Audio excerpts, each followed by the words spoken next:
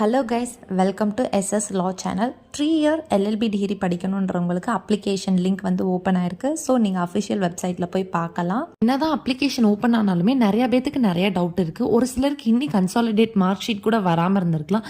So இதை பற்றிலாம் எதுவும் கவலைப்படாதீங்க.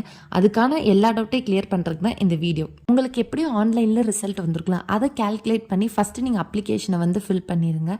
எப்படியும் சர்டிஃபிகேட் வெரிஃபிகேஷன் வர்றதுக்குள்ளே உங்களுக்கு அவங்க காலேஜிலேருந்து ப்ரொவைட் பண்ணி அப்படி இல்லாட்டினா நம்ம அங்கே லெட்டர் எழுதி கொடுத்து டைம் எக்ஸ்டென்ஷன் வாங்கிக்கலாம்.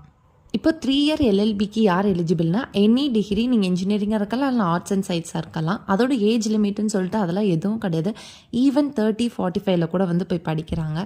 நீங்கள் இன்னொன்று மெயினாக தெரிஞ்சுக்க வேண்டிய டிஃப்ரெண்ட் அப்ளிகேஷன்லேயே கொடுத்துருப்பாங்க எல்எல்பி ஹானர்ஸ் அப்புறம் எல்எல்பின்ட்டு. எல்எல்பி ஹானர்ஸ்க்கும் எல்எல்பிக்கும் பெரிய டிஃப்ரென்ஸ் எதுவும் கிடையாது. 2 பேரும் ஒரே சப்ஜெக்ட் தான் படிப்பீங்க, ஒரே மாதிரி தான் கான்செப்ட் எல்லாம் இருக்கும். மெயின் டிஃப்ரென்ஸ் வந்து என்னதுன்னா, எல்எல்பி ஹானர்ஸ் வந்து சென்னையில் இருக்க ஜோயலில் போய் படிப்பீங்க. அங்கே ஃபுல்லாக லாங்குவேஜ் இங்கிலீஷ் தான் யூஸ் பண்ணுவாங்க. மற்ற எல்எல்பி வந்து மற்ற அஃபிலியேட்டட் காலேஜஸில் வந்து இருக்கும். அது வந்து நீங்கள் தமிழ் இல்லாட்டினா இங்கிலீஷ் எது வேணால் சூஸ் பண்ணிக்கலாம், உங்களோட ப்ரிஃபரன்ஸ் தான்.